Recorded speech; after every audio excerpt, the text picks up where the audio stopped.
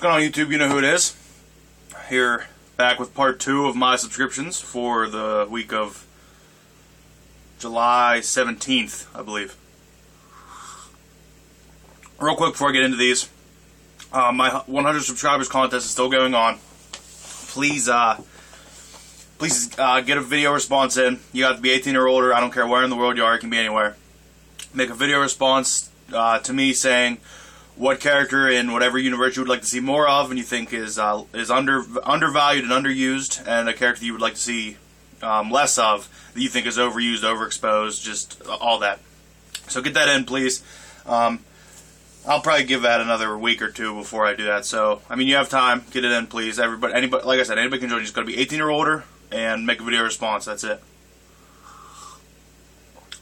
Now to the books. This is Animal Man 22. I really did enjoy this, but I felt like I wasn't too invested in kind of the life of Buddy Baker. I really didn't care if he died at this point. I don't know why. But I really enjoyed the aspect of the story of his daughter in the red and like kind of talking to the totems and just kind of creating the red to be hers, which was awesome to me. I'm really hoping to see more of that. And the Buddy Baker part of the story, it was just kind of whatever for me. It seemed a little like, oh, this is just, you know, I can tell that people would really like it, but I wasn't one of those people. Some crazed former animal rights activists have tried to do experiments to get themselves closer to animals and be one with the animals. They're all in the secret society under, it gets revealed at the end under Brother Blood, who I'm not too familiar with, so maybe if I was more familiar with Brother Blood, I would have enjoyed this more, but seeing as that I'm not, it was kind of just there. I mean, fun read, but I wasn't too blown away. Next we have Avengers number 16, and this issue for me, I feel like the past couple issues have been climbing and climbing and climbing, and they never leveled off. And for me, this issue it was climbing and then just leveled off. There was nothing really too exciting for me in this. The giant robot that was coming from space or wherever pretty much just destroyed all the Avengers, just took them all out. It looks like AIM is going to capture this robot somehow. But also, there was an interesting bits in here about Starbrand kind of coming to his own, realizing who he is, being taught by this Adam character. That I did enjoy, but just for me, it was climbing, and then this just leveled it off. So hopefully the next issue, this is the prelude to Infinity, so hopefully Infinity blows my mind, and hopefully Infinity just doesn't kind of skitter along, because I'd be pretty upset about that. No, the digital code's not available for Avengers, it's already taken. Uncanny X-Force number 8. If anybody was a fan of the Phantom X character from Remender's Uncanny X-Force, not this one, at the end of it, Phantom X appeared to be killed. But his body was, they tried to clone his body or whatever, and if anybody knows the character of Phantom X, he has 3 brains. And when his body was cloned or whatever, each brain got its own body. There's a female who is called Cluster, the male who is still Phantom X, and then another male who is called Weapon 13, and he's in a black costume. Well, when Phantom X was still alive, as his one body with 3 brains, he had a very deep romantic involvement with Psylocke, and that's what they've been exploring in here. The last issue she was with Phantom X having a grand old time, but she sees things about him that she doesn't really like. Eventually, she has a lesbianic kiss with Cluster, the female character, and this issue opens with them in the throes of passion, haven't left the room in a couple days. She goes to steal this. Psylocke goes to steal this champagne that's worth $1 million because she's a thief and thinks it'll impress him. Eventually, she ends up finding out that she gets set up by Phantom X, the male version.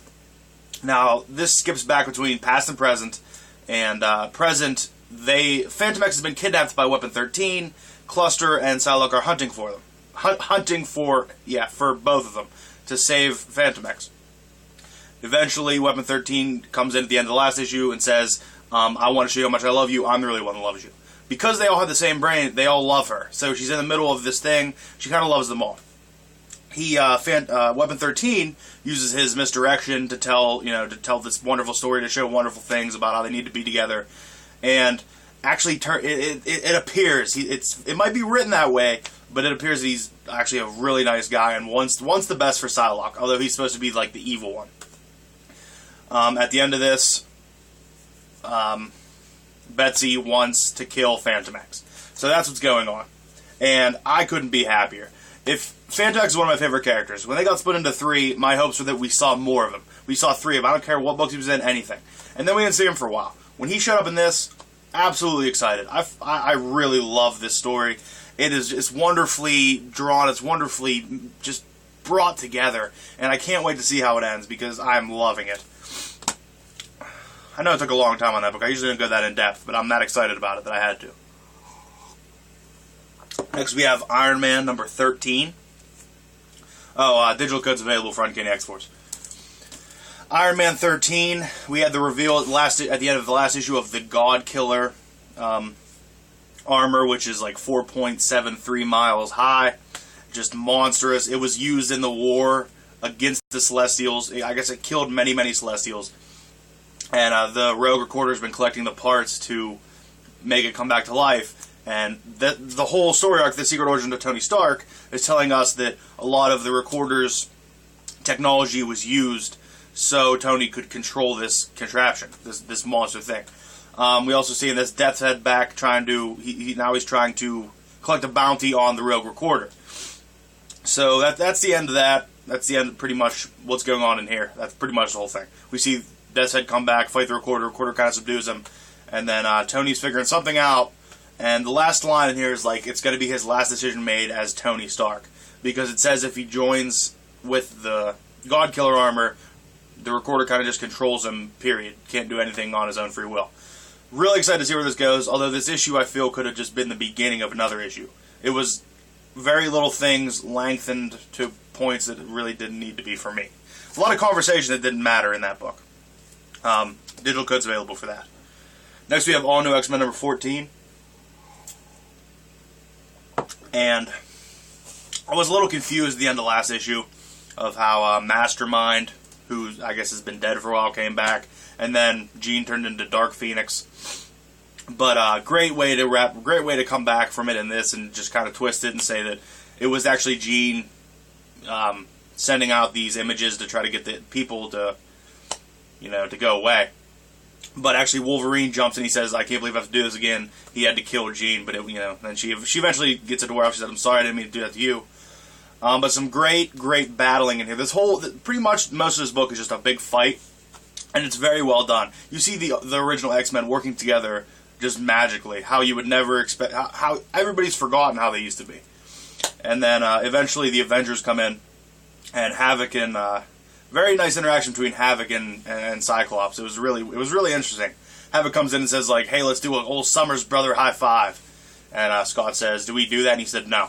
So I was chuckling, but also some funny moments where there was some projecting of images from Lady Mastermind that showed the Avengers coming, and then it didn't happen to be them. So when they did show up, Iceman didn't recognize them or didn't believe it, and he shot Thor in the head with some ice. And Thor walked over to him and said, "You're a very different or small frost giant." I thought that was very awesome. I really laughed out loud at that.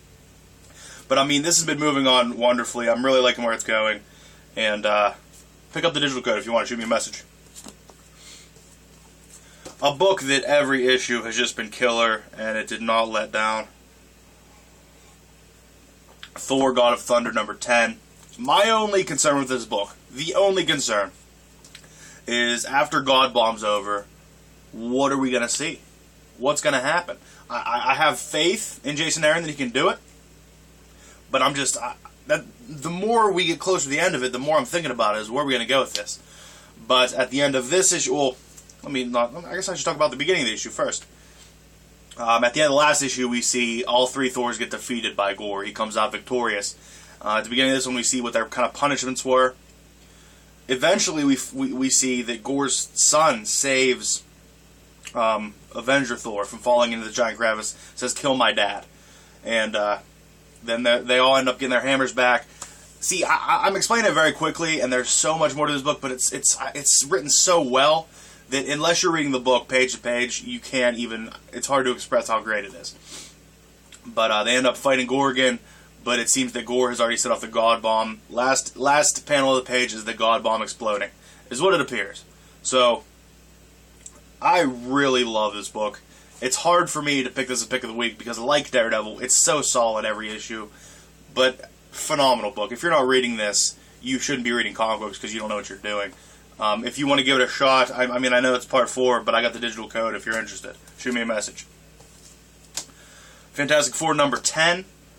Wonderful book here. Wonderful. They come in and they're at the kind of the inception of the Declaration of Independence. You have Jefferson and Franklin there talking about what should be in it. Jefferson's just writing away. Franklin ends up being a Skrull. And at this point, the whole Fantastic Four team has found out that their powers are dwindling and they're sick. They think that they're being attacked by somebody, that it's not like a natural sickness. They go and they repel the Skrulls, but also all sorts of interesting, historical facts and historical things in here, and like almost alternate historical timelines, which made me laugh. But eventually, they fight back the Skrulls and get rid of Ben Franklin. It seems that Reed actually has the Skrulls, turned into cows, so they can't really go anywhere. I don't know. It was a little. They skimmed over really quick, but that's what it appeared to be for me. But at the end of this, you see that Thing's powers are starting to, his rock is just starting to chip and fall apart. So that looks like what the next one's going to be. But I was really confused when I saw the cover. I wanted to see what they were going to do with the Skrulls and, kind of the American Revolution. But I can't even say anything bad about that book because they pull it off every time. No matter what the cover looks like, I expect something different, and they just pull something greater off. I believe the next issue is going to be a crossover with FF. Next, we have a book that I have been loving, and I don't think enough people are reading it, so please take this code if you haven't read it, or if you have read it, and, Cable and X-Force number 11. I absolutely love this book because I love Cable. A lot of people don't like Cable. I love Cable. I love the evolution Cable's gone through.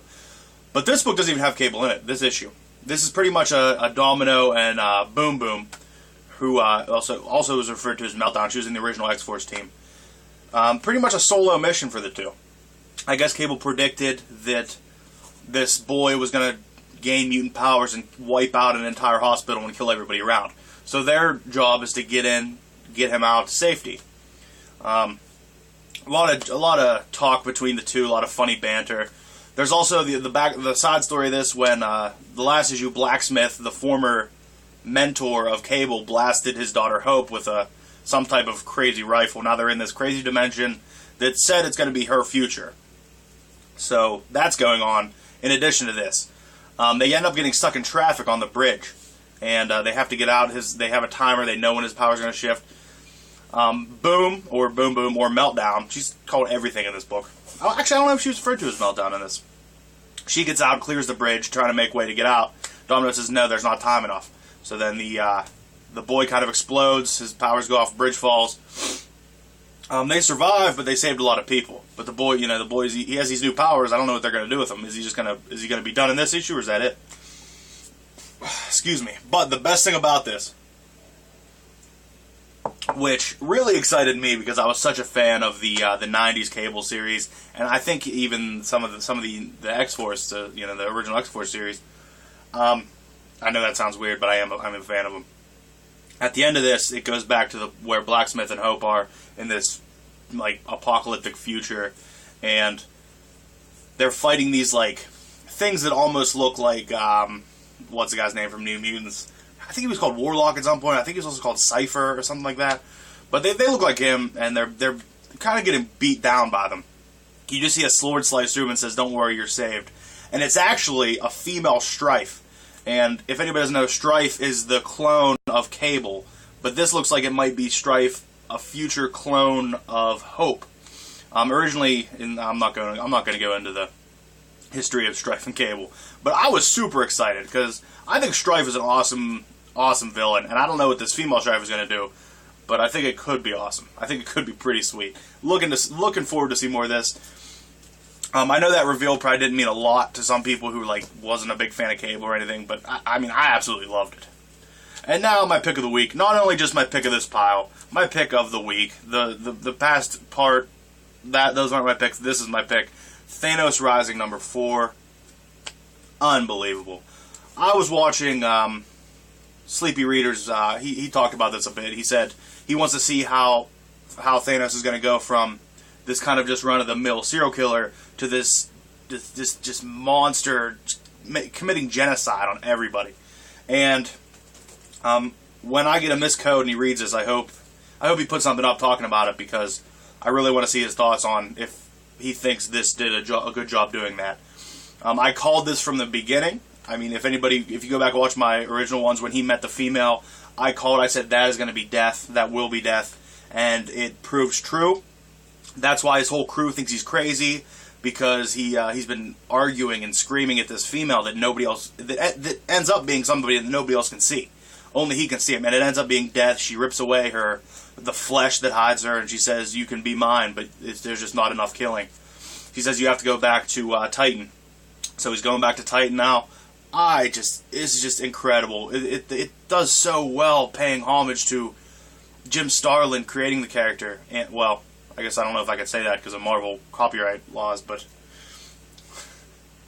it does so well for the character. It's incredible. If you haven't read this, don't just read this issue. Buy the whole trade. Go find the single issues, because it is incredible. It is a phenomenal book. Jason Aaron and Simone Bianchi are, I hope that's how I pronounce the last name, Bianchi. I can't pronounce it any other way. Just wonderful, wonderful series. I love every moment of it. And even though I called what happened in this, still it was just mind-blowing when it happened, because it was done so beautifully. They could have gave me a script of this entire book when it came out, and I would have still been blown away. Love this. Pick of the week. Digital code's not available for that one, but other digital codes are available. Let me know what you guys think. Enter my contest. And as always, have a great day.